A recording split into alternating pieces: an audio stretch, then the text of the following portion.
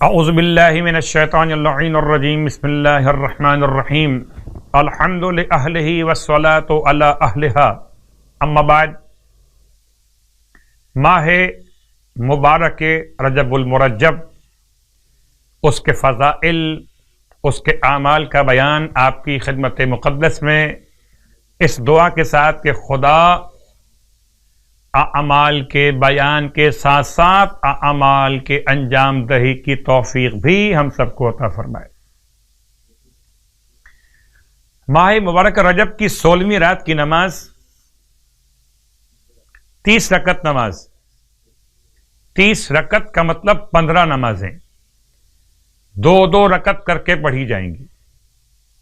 ہر رکعت میں الحمد کے بعد 10 مرتبہ سورہ اخلاص، سورہ توحید کی تلاوت۔ یہ بات پھر یاد دلا دی جائے کہ جس کی واجب قضا نمازیں اس پر ہوں تو وہ اپنی قضا نمازیں واجب بھی پڑھے تو زیادہ بہتر ہے، ورنہ قضا نمازوں کے ساتھ ساتھ یہ نمازیں بھی پڑھ سکتا ہے۔ مسئلہ صیام الگ، مسئلہ صلاۃ الگ ہے۔ اس نماز کا ثواب 70 شہیدوں کے ثواب کے برابر ہے۔ ایک شہید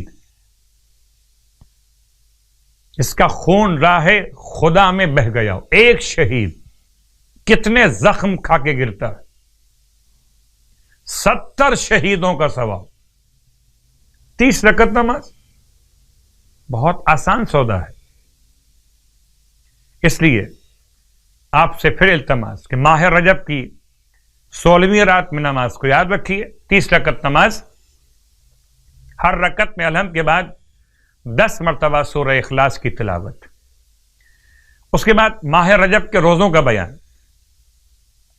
سرکار ختم یہ مرتبہ صلی اللہ علیہ وآلہ وسلم ارشاد فرماتے کہ جو شخص ماہ رجب میں 16 دن روزے رکھے گا، 16 دن، تو وہ نور کی سواریوں پر سوار ہونے والے پہلے لوگوں میں سے ہوگا، یعنی سبقت کرنے والوں میں ہوگا۔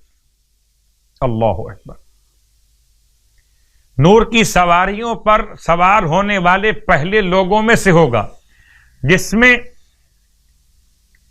یہ اس طرح سے پرواز کرے گا کہ جیسے دیگر جنت کے مراتب رکھنے والے پرواز کر رہے ہوں گے، یعنی یہ جنتوں سے دار رحمان تک پرواز کرے گا۔ اللہ اکبر۔ جنتوں سے دار رحمان تک۔ دار رحمان کا مطلب خدا کا گھر، یعنی کہ رسول خدا ختم یہ مرتبہ صلی اللہ علیہ وآلہ وسلم کا گھر۔ اپنے گھر سے پرواز کرے گا پیغمبر کے گھر تک کے لیے، سفر زیارت رسول خدا، جنت کے رہنے والوں کے لیے۔ ماہ رجب کے روزے کا ثواب خدا ہم سب کو ماہ رجب المرجب کے روزوں کی طاقت و توانائی عطا فرمائے، راتوں کو عبادت کی توفیق عطا فرمائے، اور خاص طور سے دعا کہ ان تمام راتوں میں اور تمام ایام میں خدا ہم سب کو گناہان صغیرہ و کبیرہ سے محفوظ فرمائے۔ الہی آمین۔